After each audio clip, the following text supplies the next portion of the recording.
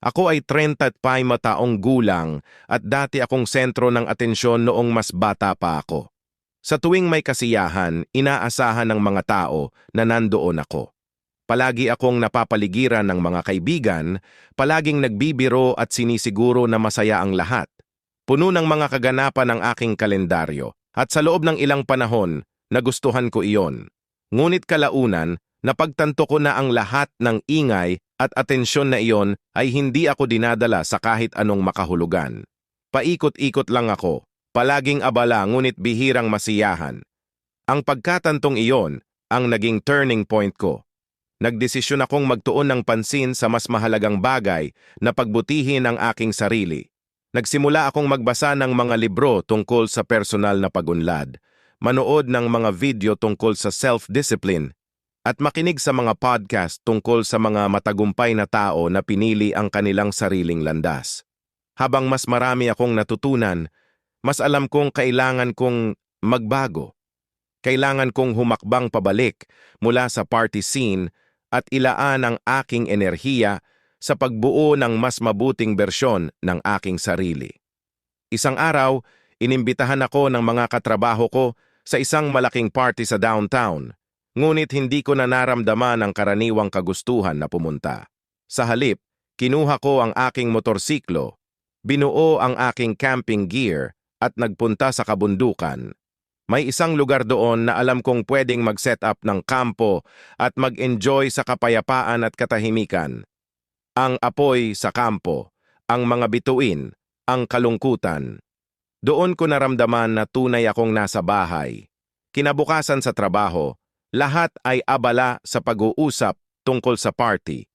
Ngunit may isang taong partikular na interesado sa aking weekend. Si Patricia, isa sa mga pinakasikat na tao sa opisina.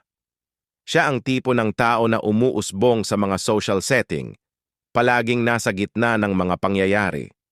Gusto niyang malaman kung bakit ko pinili ang bundok kaysa sa party, kaya inimbitahan niya akong magkape para pag-usapan ito. Nag-usap kami buong gabi. Nasiyahan si Patricia sa aking pagbabago mula sa isang social butterfly patungo sa isang taong pinahahalagahan ang personal na pag-unlad kaysa sa palagiang atensyon. Nag-usap kami tungkol sa kalikasan, mga libro, at maging sa malalim na mga paksang pilosopikal. Parang konektado kami sa isang antas na parehong kapanapanabik at bihira. Sa kabila ng aming koneksyon, alam naming hindi ito magiging matagumpay. Mahal ni Patricia ang buhay sa lungsod, ang patuloy na aktibidad, at pagiging sentro ng atensyon.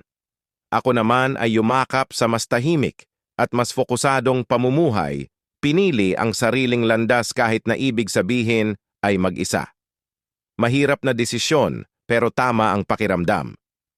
Hanggang ngayon, minsan naiisip ko kung ano ang mangyayari kung hindi ako nagbago, kung ipinagpatuloy ko ang paghabol sa party scene at sa palagiang atensyon. Mas madali kaya ang buhay ko? Siguro. Pero alam ko na ang aking paglalakbay patungo sa personal na pag-unlad ay gumawa sa akin kung sino ako ngayon at hindi ko ito ipagpapalit kahit sa ano paman. Minsan, nakakaramdam ako ng kalungkutan kapag naiisip ko kung ano ang maaaring nangyari. Iniisip ko kung may mga bagay na maaaring nawala sa akin na baka hindi na muling dumating. Pero sinusubukan kong manatiling nakatapak sa lupa, tanggapin na may mga bagay na hindi talaga nakatakda. Ang bagay na ito, palagi akong nakakapag-move on, pero kapag talagang iniisip ko ito, hindi ko talaga hinarap ang mga damdamin na ito at palagi ko lang pinananatili. Isang malungkot na katotohanan, ngunit isa na natutunan kong harapin. Ikaw, paano naman? Naranasan mo na bang bitawan ng isang bagay o tao, alam mong tama ang ginawa mo, pero nararamdaman mo pa rin ang pagkawala? Paano mo natatagpuan ang lakas na mag-move on kahit na masakit?